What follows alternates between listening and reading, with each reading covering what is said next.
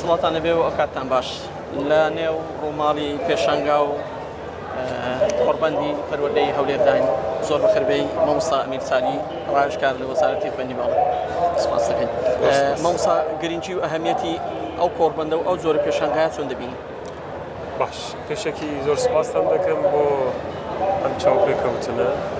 خۆشحاڵم کە من بتوانم بە لێنەراتی وەزارەتی خوێندنی باڵا سپاس بۆ توش لەم قۆڕبەندەدا بۆ تەلەڤیزیۆنەکەی ئێوە قسە بکەم. سپاس.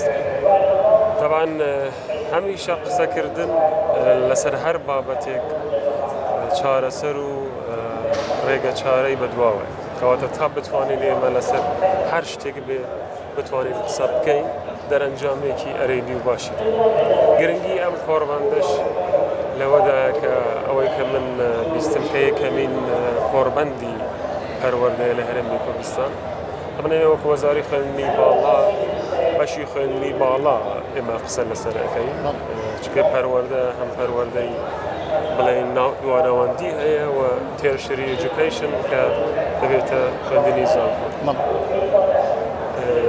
پێش یەک مانگ و نیو تقریباً ئێمە وەکو وەزاری خوێندنی باڵا لە لەندەن بەشدار بووین لە World Education Forum واتە قۆڕبەندی پەروەردەی جیهانی و لەوێ زۆربەی زۆری وەزیری پەروەردە و خوێندنی باڵای وڵاتان لەوێ بوون و باس لە ئالنگاریەکان و چارەسەری مشکلەکانی پەروەردە لە هەموو شوێنەکانی جیهان کرد.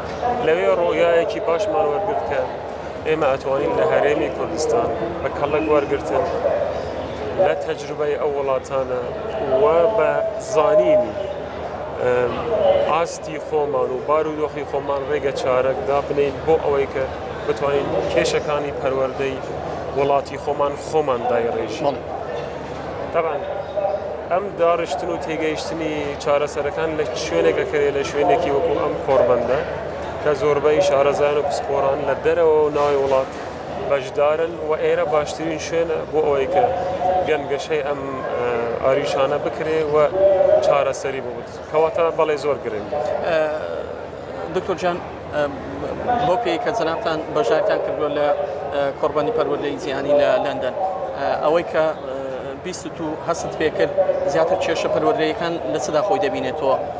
بەڵێ ئێمە لە هەرێمی کوردستان کێشەی یەکەممان ئینفراستراکچەر یاتە بنیەی تەحتی خوێندنگاکان و زانکۆکانی شەرەوە.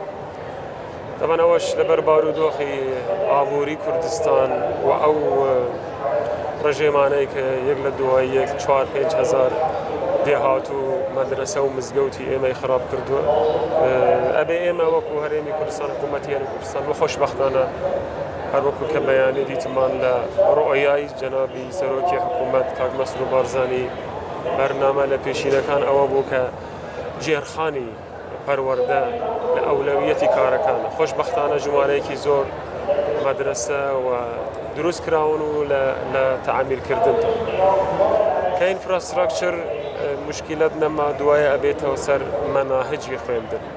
طبعاً خوێندن و پەروەردە بە پێی کات و بە پێی پێشبەچوونی تەکنۆلۆژیا و مەشاکلی جیهانی گۆڕانکاری زۆر خێرای بەسەردا. نمونەی هەرە بەرزیشی پاندێمیکی کۆرۆنا بوو کە هەموو جیهان تووشی ڕاستچڵەکیم بوو لە کەرتی پەروەردە.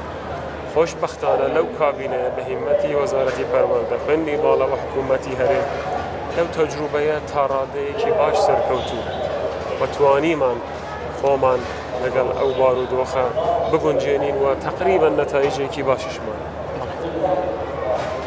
کەواتە ئێمە دەبێت مەناهج و